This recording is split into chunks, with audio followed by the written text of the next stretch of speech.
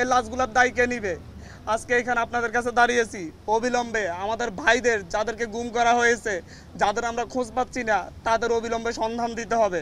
24 ঘন্টার মধ্যে সন্ধান না দিলে আমি আমার ভাইদেরকে নিয়ে আমি রাস্তায় শুয়ে থাকবো। আমরা আমাদের ভাইদের খোঁজ না পাওয়া পর্যন্ত প্রয়োজন আমাদেরকেও গুম করে নিয়ে যান। আমরা কেন বাইরে থেকে কান্না করব? আমাদের ভাইরা কি ক্যাম্পাসে?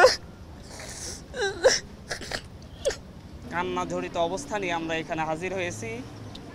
আমরা গত মাসের 6 তারিখে 6 জুন হাইকোর্টের একটা রায়ের পরিপ্রেক্ষিতে বাংলাদেশের শিক্ষার্থীদের বিরুদ্ধে যে কোটা বৈষম্য চলে আসতেছিল, সেই বৈষম্যের বিরুদ্ধে ছাত্ররা খুবই শান্তিপূর্ণভাবে দীর্ঘ সময় ধরে আন্দোলন করে আসছিলাম।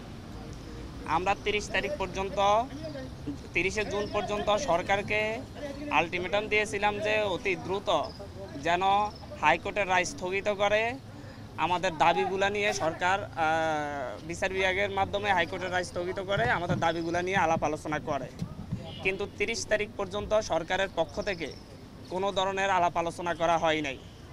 পরবর্তীতে 1 জুলাই থেকে ছাত্রদেরকে সঙ্গে নিয়ে আমরা শান্তিপূর্ণভাবে 15 তারিখ পর্যন্ত আপনারা দেখেছেন সবচাইতে বাংলাদেশের ইতিহাসে সবচাইতে শান্তিপূর্ণ আন্দোলন করে আসছিলাম। এর মাঝে সরকারের পক্ষ থেকে বিভিন্নভাবে আমাদের সাথে যোগাযোগ করা হয়েছিল, আমাদের দাবি দাওয়া মেনে নেওয়ার আশ্বাস দেওয়া হয়েছিল, বলেছিল আমাদের সাথে সংলাপের ব্যবস্থা করবেন। এমনকি প্রধানমন্ত্রী যেদিন রাতে চীন সফর থেকে ফিরে এসেছিলেন, সেই দিন প্রধানমন্ত্রীর একটি প্রতিনিধি দলের সঙ্গে আমি সহ আরও 2 জন সমন্বয়ক মোট 3 জন মিলে বেইলি রোডের একটি রেস্তোরাঁয় বসে আমরা আলাপ করেছিলাম, তাদের কাছে আমাদের দাবি দাওয়া তুলে ধরেছিলাম।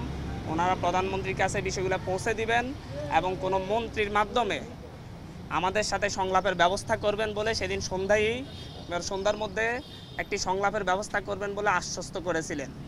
আমরা দুপুর 11টায় যখন সেখান থেকে ব্যাক করি, ক্যাম্পাসে এসে আমরা জানতে পারি ডিএমপি কমিশনার হুমকি ধমকি দিচ্ছেন, ছাত্রদেরকে আর রাস্তায় দাঁড়াতে দিবেন না। বাংলাদেশ ছাত্রলীগের সভাপতি সাধারণ সম্পাদক মধুর ক্যান্টিনে সংবাদ সম্মেলন করে হুমকি ধমকি দিচ্ছেন এই আন্দোলনকে দমন করবেন। বাংলাদেশ আওয়ামী লীগের সেক্রেটারি জেনারেল এবং সড়ক ও সেতু মন্ত্রী ওবায়দুল কাদের সাহেব বলেছিলেন যে হচ্ছে এই আন্দোলন দমন করার দায়িত্ব ছাত্রলীগের। আমি কোট করছি না, উনি এভাবে কথাটি বলেছিলেন, আপনারা মিডিয়ায় প্রচার করেছিলেন। তারপর থেকে আপনারা দেখেছেন 15 তারিখ 16 তারিখ থেকে সারা দেশের ছাত্রদের উপর যে অমানবিক নির্যাতন চলে আসছে, দমন করার এক হাতিয়ার নিয়ে আসছিল। ঢাকা বিশ্ববিদ্যালয় ক্যাম্পাস সহ সারা দেশের সকল পাবলিক বিশ্ববিদ্যালয়ে এক দানবের মতো লাঠিয়াল বাহিনী, পেটুয়া বাহিনী নেমে এসেছিল। রাতের আঁধারে জাহাঙ্গীরনগর বিশ্ববিদ্যালয়ে বহিরাগতদের দিয়ে অভিযান চালিয়েছিল। বিসির ভাষা ভাঙচুর করে সেখানে ছাত্রদের উপর নির্যাতন চালানো হয়েছিল। অনেক শিক্ষকরাও সেখানে আহত হয়েছিলেন। ঢাকা বিশ্ববিদ্যালয়ে সকালবেলায় দুপুরের দিকে পেটুয়া বাহিনী দিয়ে, টোকাইদের দিয়ে মেয়েদের উপর, নারী শিক্ষার্থীদের উপর, সাধারণ শিক্ষার্থীদের উপর যেভাবে হায়নাদের মতো হামলে পড়েছিল তা সারা জাতি দেখেছে। আর এরপরে কি হলো? এরপরে দেখা গেল এর প্রতিবাদে সারা দেশের মানুষ, সারা দেশের সাধারণ শিক্ষার্থীরা রাস্তায় নেমে এসেছিল। তার উপর চালানো হয়েছে ক্র্যাকডাউন। সেখানে ক্র্যাকডাউন চালিয়ে প্রায় আমরা এখন পর্যন্ত, যেহেতু আমরা অনলাইনের সাথে যুক্ত নই, মিডিয়ার মাধ্যমে যেটা পাচ্ছি সেখানে কোনো মিডিয়ায় বলা হচ্ছে যে 2 শতাধিক, কোনো মিডিয়ায় বলা হচ্ছে 3 শতাধিক। আমরা মনে করি এর চাইতে বেশি সংখ্যক আমাদের ছাত্র ভাইয়েরা খুনের শিকার হয়েছে।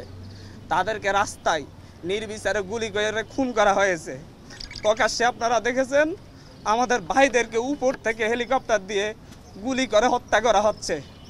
এক নির্মম অরাজকতা এই দেশে নেমে আসছে, যার পরিপ্রেক্ষিতে আমাদের ভাইয়েরা 2 দিনের আলটিমেটাম দিয়ে সরকারকে এর বিরুদ্ধে ব্যবস্থা নেওয়ার কথা বলে 2 দিন আলটিমেটাম দিয়ে কর্মসূচি স্থগিত ঘোষণা করেছিল।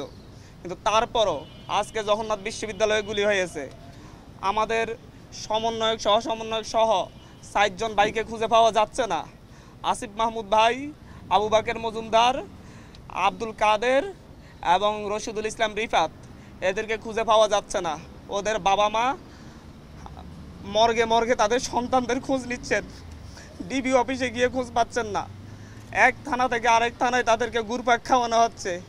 এ কোন স্বাধীন সভ্য রাষ্ট্রে আমরা বসবাস করতেছি? আমরা এই জাতির কাছে প্রশ্ন রাখছি, আমরা প্রধানমন্ত্রীর কাছে প্রশ্ন রাখছি, ৭১ কি ৩০ লক্ষ শহীদেরা রক্ত দিয়ে আমাদেরকে এরকম একটা রাষ্ট্র উপহার দেওয়ার জন্য রক্ত দিয়েছিলেন?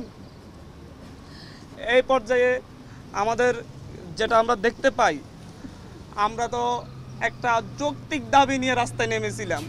সেই যৌক্তিক দাবির জন্য কেন আমাদের ২০০ প্রাণ দিতে হবে?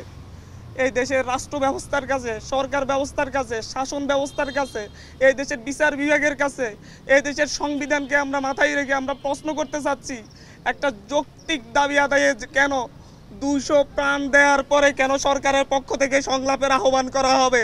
তার আগে কেন আহ্বান করা হয় নাই? কেন ছাত্রদের সাথে বসে এটা নিয়ে সমাধান করা হয় নাই? প্রত্যেকটা ক্ষেত্রে দমনের সিদ্ধান্ত কেন নিতে হবে একটি রাষ্ট্রকে? একটি স্বাধীন রাষ্ট্র কেন তারা দমন করবে, তারপরে দমন করতে না পারলে দাবি মেনে নিবে? এরকম সিদ্ধান্ত কাদের মাথা থেকে আসে?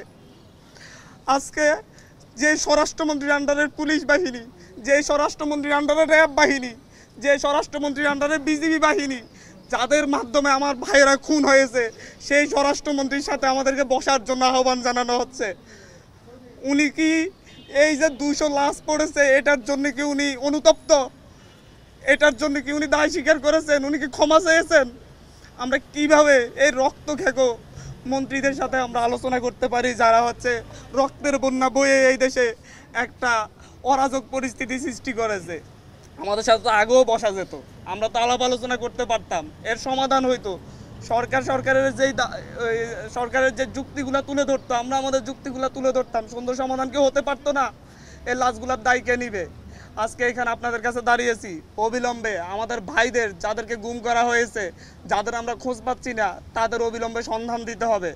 ২৪ ঘন্টার মধ্যে সন্ধান না দিলে আমি আমার ভাইদেরকে নিয়ে আমি রাস্তায় শুয়ে থাকবো।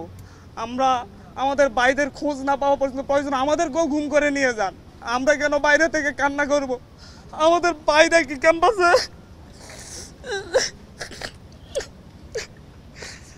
তাদের বাবা মা কি কান্না করতেছে না বাসায় বাসায়?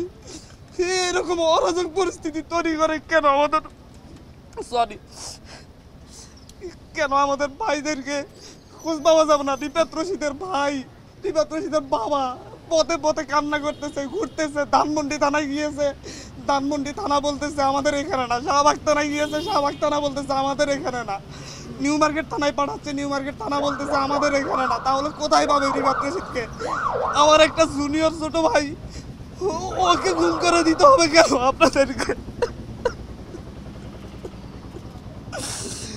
রেসিডেন্সিয়ালের একটা ১৬-১৭ বছরের ছেলেকে গুলি করে মেরে বেড়া হয়েছে। পুলিশ বাহিনীর সাথে, র্যাবের সাথে, ডিজিএফআইয়ের সাথে লাঠি নিয়ে, অস্ত্র শস্ত্র নিয়ে সাদা পোশাকে ছাত্রলীগ যুবলীগ কেন হামলা করবে?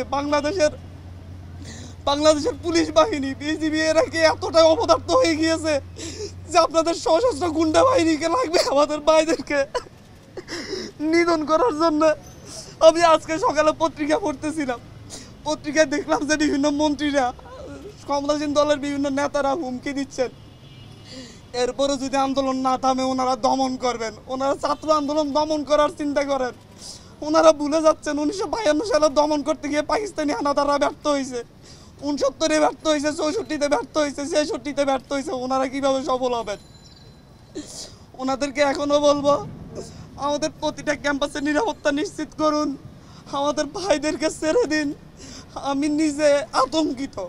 আমি এখানে এসেছি আমার জীবনের মায়া নিয়ে, আশপাশে ডিজিএফআই, ডিবির লোকজন ঘুরে বেড়া করতেছে। আপনাদের এখান থেকে উঠে যাওয়ার পর হয়তো আমারও আর খোঁজ পাওয়া যাবে না। এভাবে একটা সভ্য রাষ্ট্র চলতে পারে না, এভাবে কোনো স্বাধীন রাষ্ট্র চলতে পারে না। আমরা